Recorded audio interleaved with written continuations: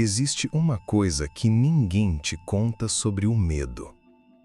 Não é o monstro debaixo da cama, não é a sombra no corredor, não é o barulho que você ouve no meio da madrugada e tenta convencer a si mesmo que foi o vento. O verdadeiro terror começa no momento em que você sai.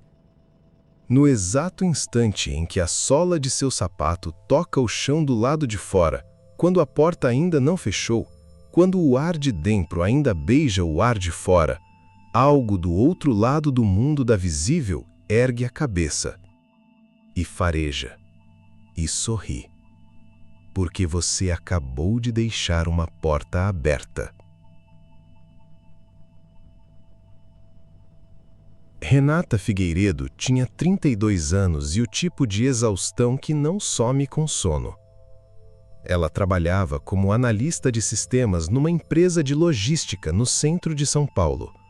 8 horas de dia na frente de telas azuis, mais 3 horas de metrô e ônibus, mais o apartamento pequeno demais no bairro grande demais.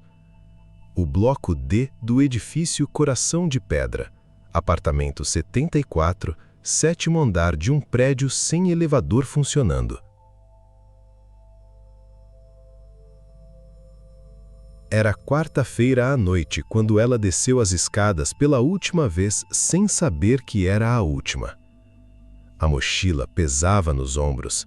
Ela tinha esquecido o carregador do notebook no escritório, de novo, e o prazo do relatório era quinta de manhã. Não havia escolha. Tinha que voltar. Meu Deus! Ela murmurou para ninguém, colocando a chave no bolso do casaco, mas não trancando a porta. Para quê? Ia voltar em 40 minutos? Talvez menos. Ela não trancou. A porta ficou só encostada.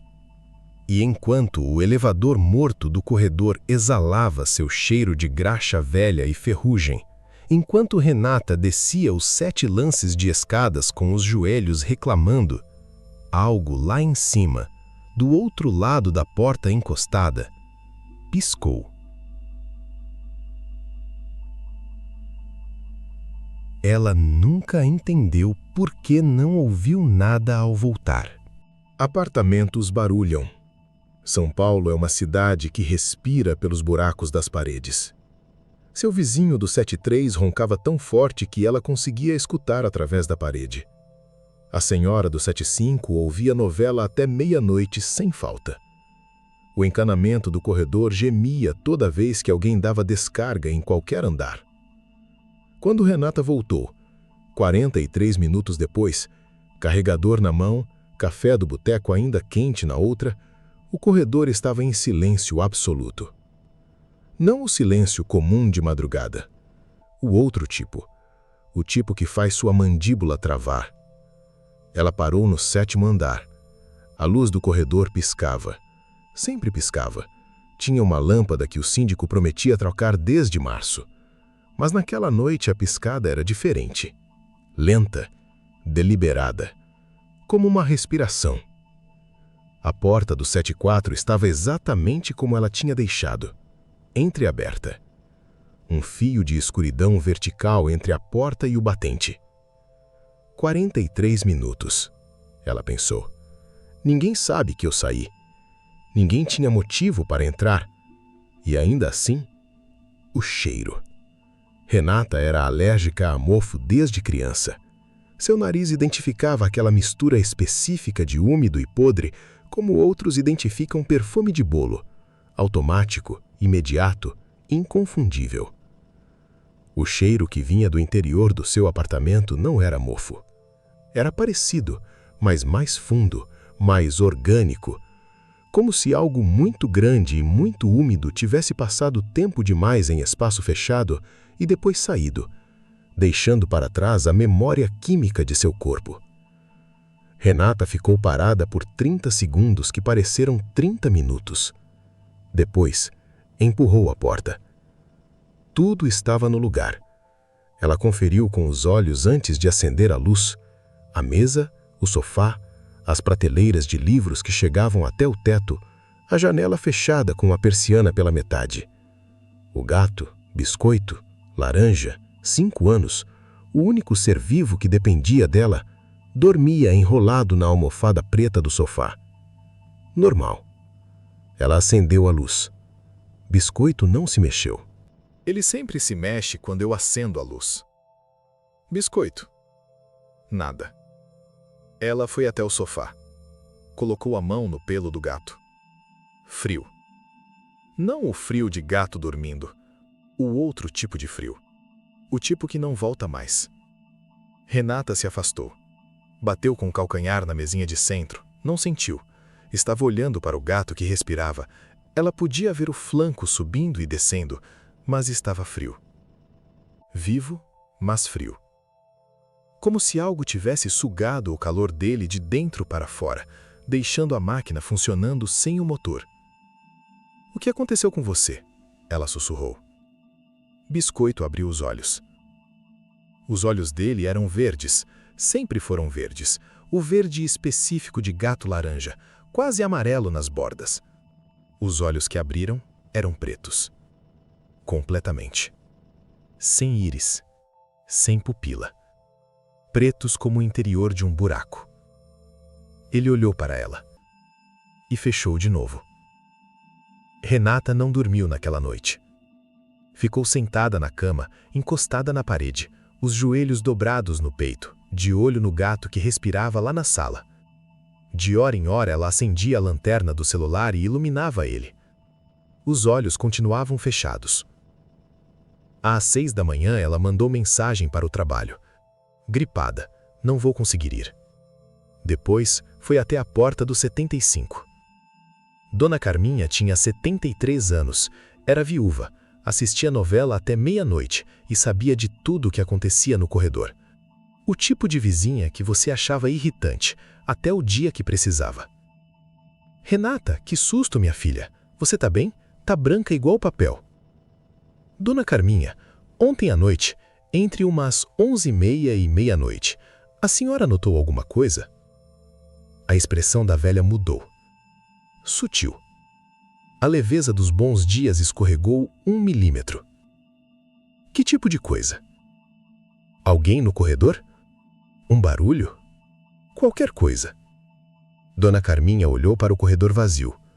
Depois olhou para Renata. Depois olhou para a porta do 74. "Eu estava assistindo novela", ela disse devagar. "Às 11h40 e pouco deu um barulho diferente." "Que barulho?" "Como se alguém tivesse arrastando algo muito pesado, mas não pelo corredor." Ela hesitou. "De dentro da parede." Renata sentiu a nuca gelar. "E aí, eu fui ver pela fresta da porta. Seu apartamento estava com a porta aberta. E eu pensei, ela esqueceu. Ia lá bater, avisar. Mas aí... Aí o quê?" "Tinha sombra", a velha disse. E pela primeira vez em 30 anos de corredor, ela parecia genuinamente assustada. Dentro do seu apartamento, uma sombra que não era de nada. Não tinha nada projetando ela, entende? Não era a luz da janela, não era o reflexo de nada. Era só a sombra, em pé, no meio da sala. Pausa. E ela se mexia. Renata voltou para o apartamento. Ficou na porta, olhando para a sala como se estivesse vendo pela primeira vez. A luz da manhã entrava pela janela, normal, honesta. O sofá, a mesa, as prateleiras. Biscoito no lugar de sempre. Ela foi até ele. Passou a mão. Morno, normal. O calor natural de gato adormecido. Ele abriu os olhos, verdes, os verdes de sempre.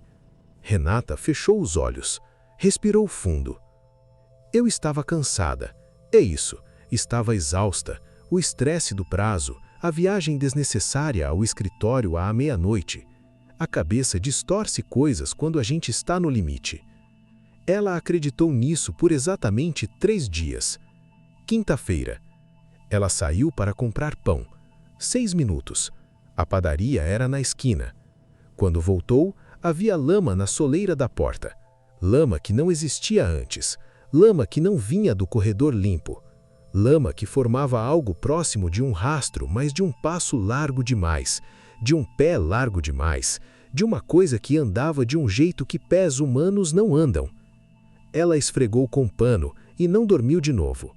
Sexta-feira. Ela saiu para jogar o lixo. 2 minutos. O depósito era no andar térreo. Quando voltou, o espelho do banheiro estava embaçado, como quando você toma banho quente e o vapor condensa no vidro. Mas ela não tinha tomado banho, e o banheiro estava frio como o resto do apartamento. E no vapor do espelho, apagando rápido, sumindo enquanto ela olhava, havia marcas. Não palavras, não letras. Algo mais antigo que isso. Sulcos curvos que lembravam veias, ou raízes, ou o mapa de algo que cresceu debaixo da terra por tempo demais e não sabia mais como era a luz. Ela fotografou com o celular. A foto saiu preta, completamente preta. A lanterna estava ligada. O banheiro estava iluminado. A foto saiu preta. Sábado. Ela saiu para jogar o lixo. 2 minutos. O depósito era no andar térreo. Quando voltou, o espelho do banheiro estava embaçado, como quando você toma banho quente e o vapor condensa no vidro.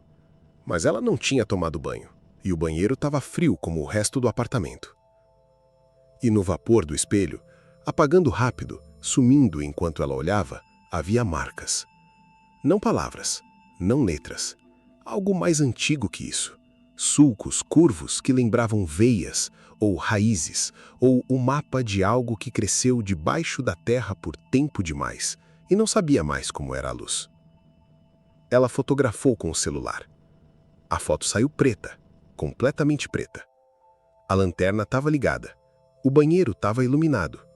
A foto saiu preta. Sábado. Ela não saiu. Ficou o dia inteiro dentro do apartamento. Pediu comida pelo aplicativo e aí parou. Se ela fosse até a porta para pegar o pedido, estaria cruzando o limiar.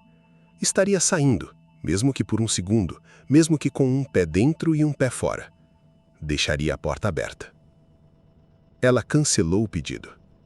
Comeu o que tinha na geladeira, ficou deitada olhando o teto.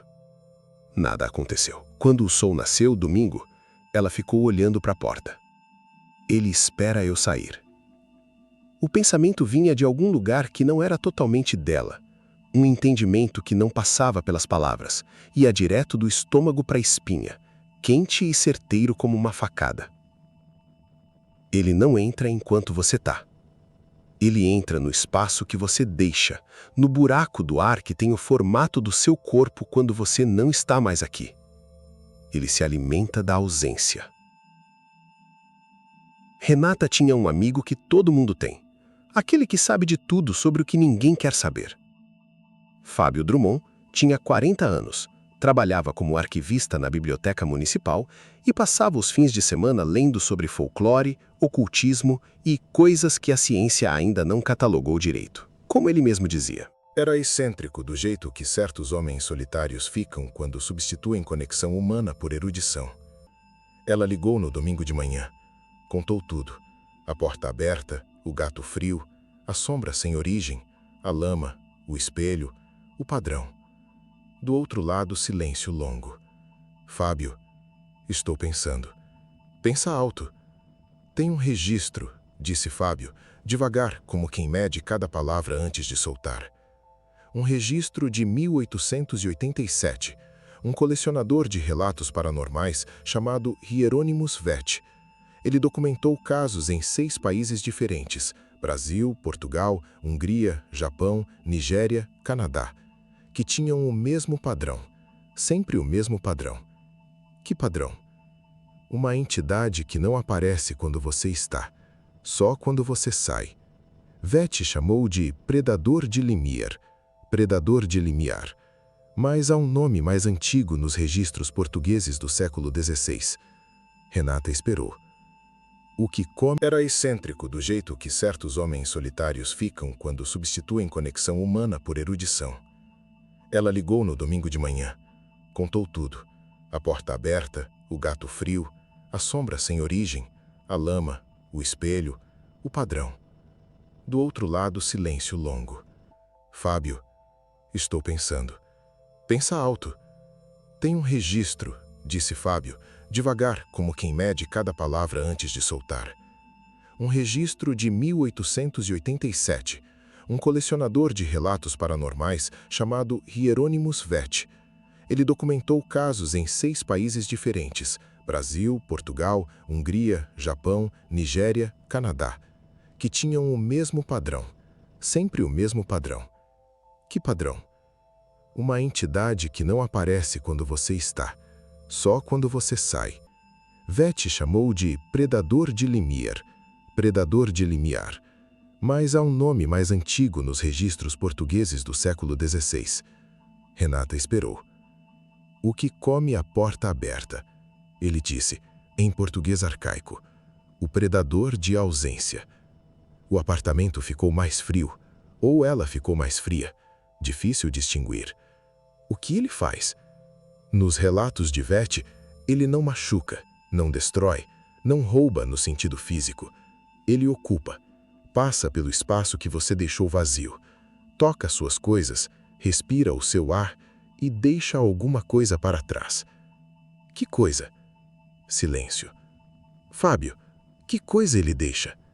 Nos casos documentados por Vett, as vítimas começavam a notar que as coisas não cheiravam mais como antes, que o apartamento tinha um odor diferente, que os alimentos estragavam mais rápido, que os animais domésticos mudavam.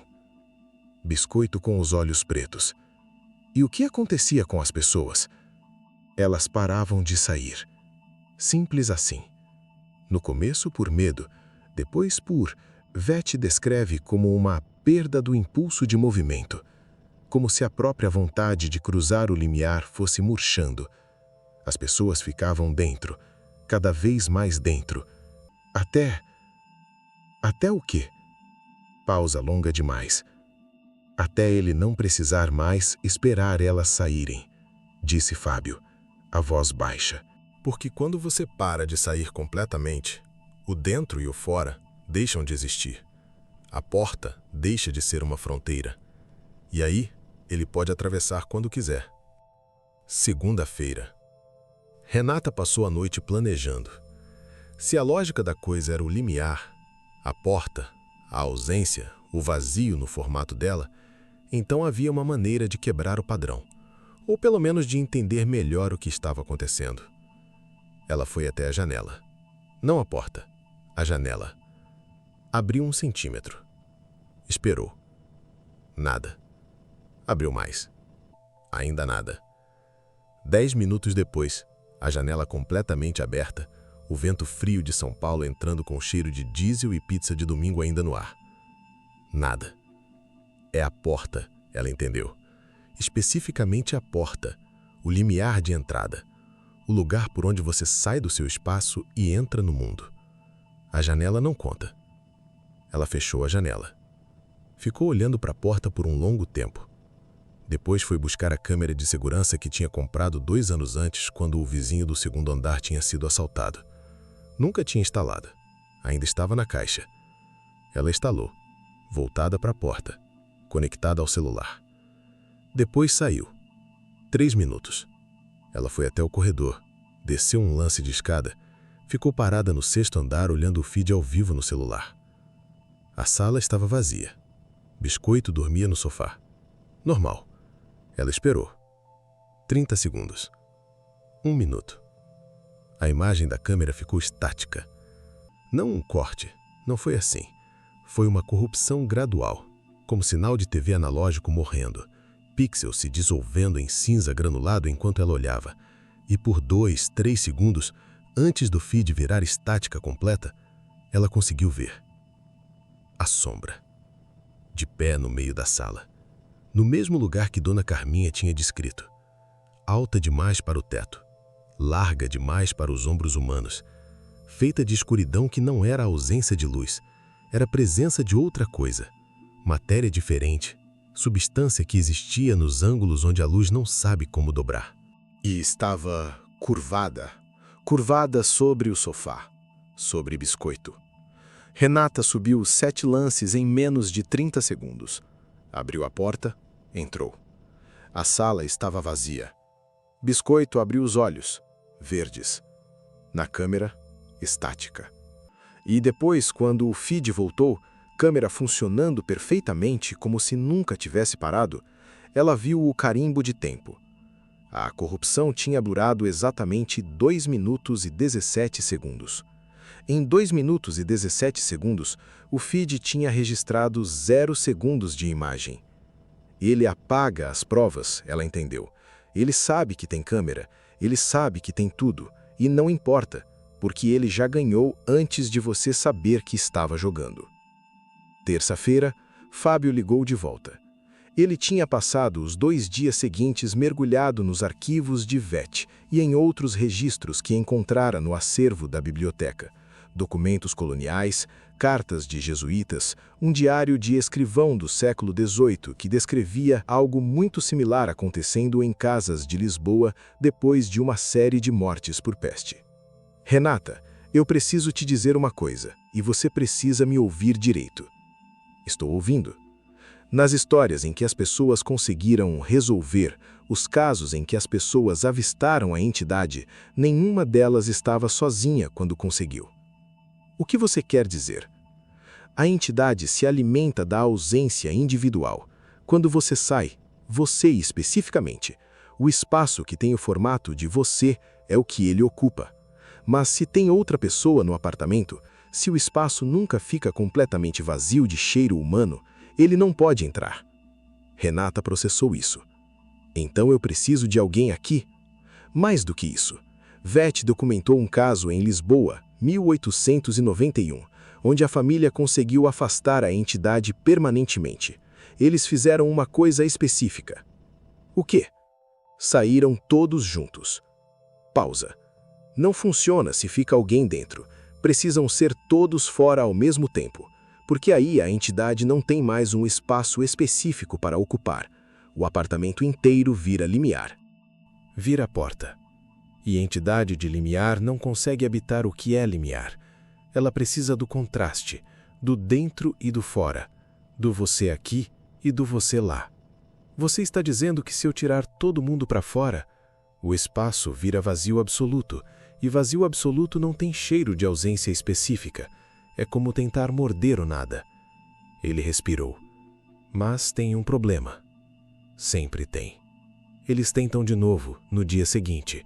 Você precisa fazer algo com a fronteira depois. Que tipo de coisa? Nos registros de VET, sal, grosso, na soleira, por dentro e por fora.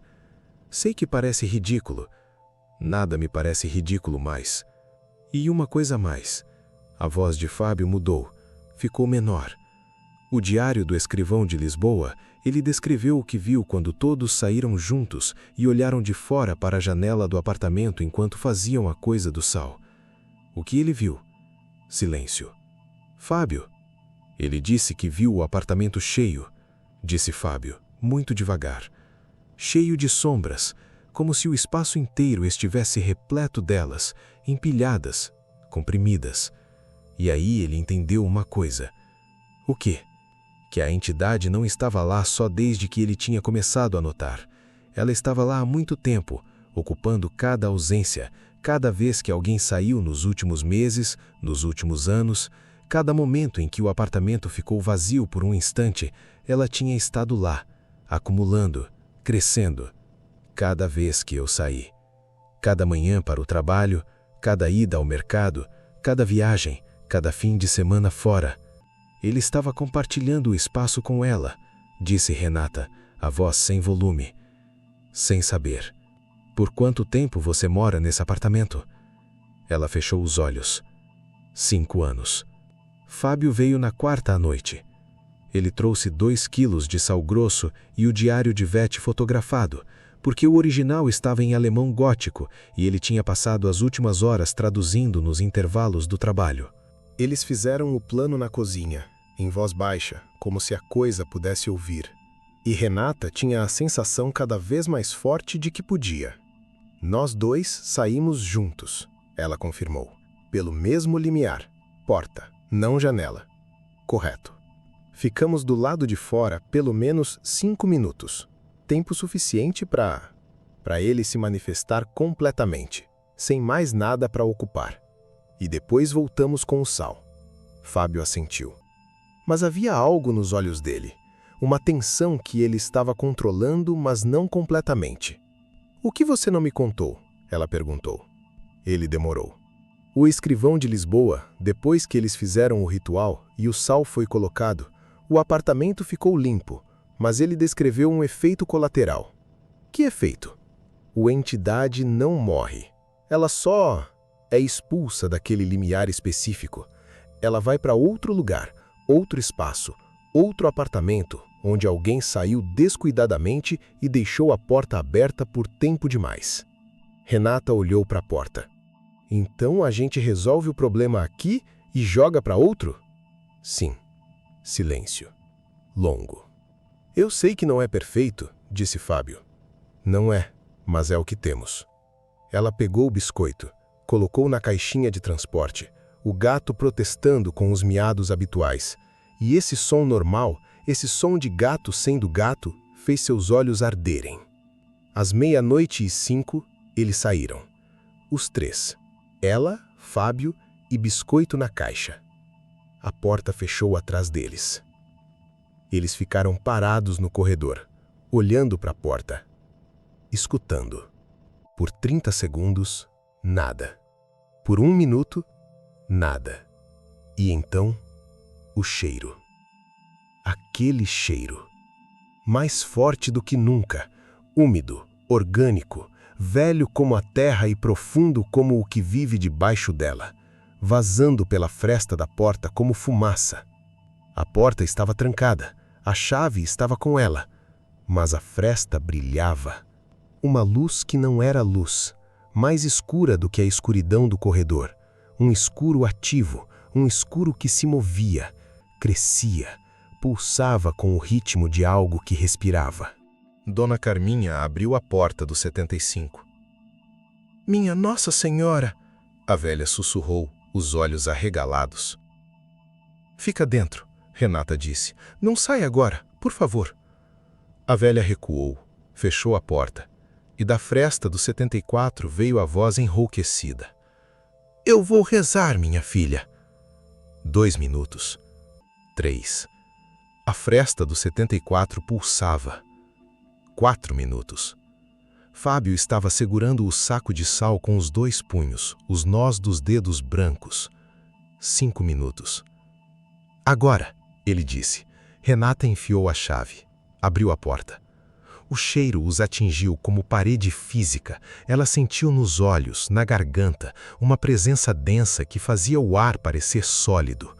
Fábio virou o rosto, mas não recuou. A sala estava escura.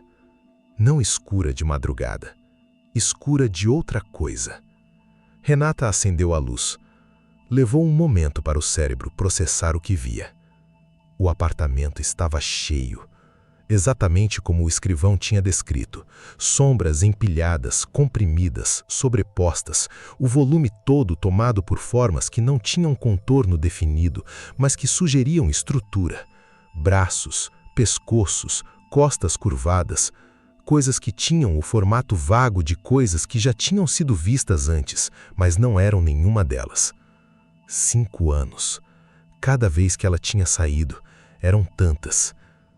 Sal, Renata disse, a voz firme, de um jeito que ela não esperava de si mesma. Fábio rasgou o saco. Ela pegou a metade. Ele ficou com a outra. Ela derramou pela soleira interna, lento, uniforme, como o ritual descrevia. Uma linha contínua, uma fronteira nova.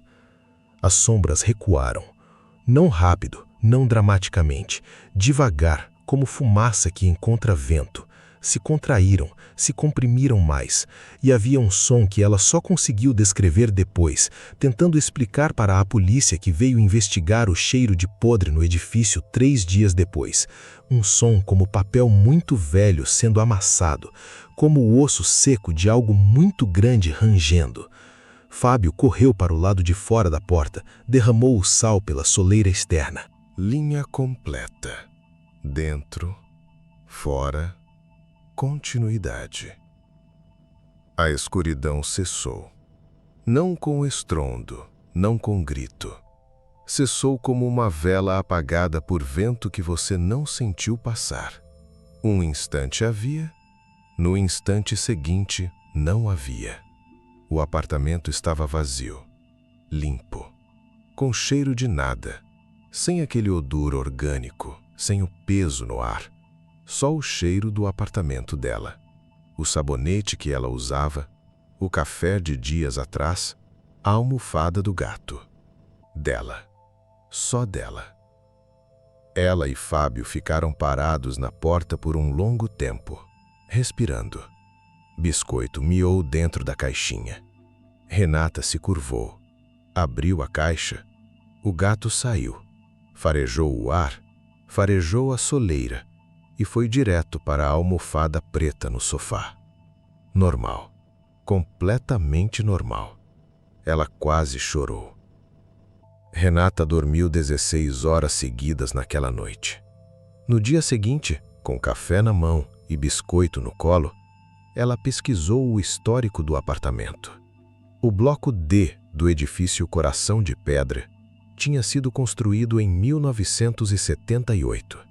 O apartamento 74 tinha 11 inquilinos antes dela. 8 deles tinham pedido rescisão do contrato antes do prazo. Nos arquivos do condomínio, que ela obteve do síndico mediante uma mentira criativa sobre questões jurídicas, havia uma nota do zelador de 2003. Inquilinos do 74 reclamam de cheiro estranho. Verificado. Nada encontrado. Possivelmente problema de encanamento. E uma de 1994. Moradora do 74, senhora Benedita Alves, internada. Familiares informam que parou de sair do apartamento em junho. Foi encontrada em outubro. Estado de saúde precário. Apartamento devolvido. E uma de 1989. Senhor Mourão, 74, recusa abrir a porta. Concierge notifica parentes. Parou de sair. Ela fechou o computador. Ficou olhando pela janela por um longo tempo. A entidade não morre. Ela vai para outro lugar. Ela tinha expulsado dali. Tinha colocado o sal. Tinha feito o que Fábio aprendeu com o escrivão morto de Lisboa.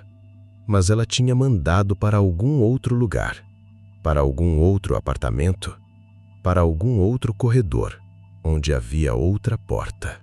E alguém que saiu descuidadamente e não fechou a chave. Renata se levantou. Foi até a porta. Colocou a palma da mão na madeira fria. Do outro lado, o corredor normal. A lâmpada piscando, o cheiro de graxa velha e ferrugem. Normal. Ela foi até o celular, abriu o aplicativo de grupos do condomínio. Galera, uma coisa importante. Quando saírem do apartamento, mesmo por poucos minutos, sempre tranquem a porta direito. Parece bobagem, mas faz diferença. Confiem em mim. Ela enviou. Ficou olhando para a tela. 3 minutos depois, o vizinho do 73 respondeu. Tô saindo agora para a academia. Não sei para que trancar, fica pertinho. Vou só um segundo. Deixa encostado mesmo. Renata olhou para essa mensagem por um longo tempo. Depois, olhou para a janela. A janela do corredor, de onde ela via a rua lá embaixo. Via os carros, via o mundo normal e barulhento de São Paulo funcionando, sem saber que coisas antigas e famintas existiam nos espaços entre o dentro e o fora. E ela teve um pensamento que não conseguiu parar. E o meu apartamento? Quando eu saí pela primeira vez, 5 anos atrás, para o trabalho naquela manhã de segunda-feira, quando cruzei o limiar pela primeira vez e deixei o novo lar vazio pela primeira vez, de onde a coisa veio? De que apartamento ela tinha sido expulsa? Quem tinha feito o sal? Quem mandou para mim? Ela fechou o aplicativo, colocou o celular na mesa e biscoito, no sofá, abriu os olhos. Verdes. Por um segundo, um único segundo, rápido demais para ter certeza, rápido demais para ser real, os olhos do gato foram pretos, completamente pretos, sem íris, sem pupila. E depois, verdes de novo. Renata ficou imóvel. O apartamento estava silencioso. O Sal estava na soleira. Mas Sal, ela estava aprendendo, era apenas uma linha no chão. E linhas no chão são apenas linhas no chão. A porta estava trancada. Mas ela havia saído aquela manhã para jogar o lixo. 6 minutos. Ela tinha trancado. Tinha certeza. Tinha certeza? O apartamento ficou mais frio. Ou ela ficou mais fria. Difícil distinguir. Tranche sempre a sua porta.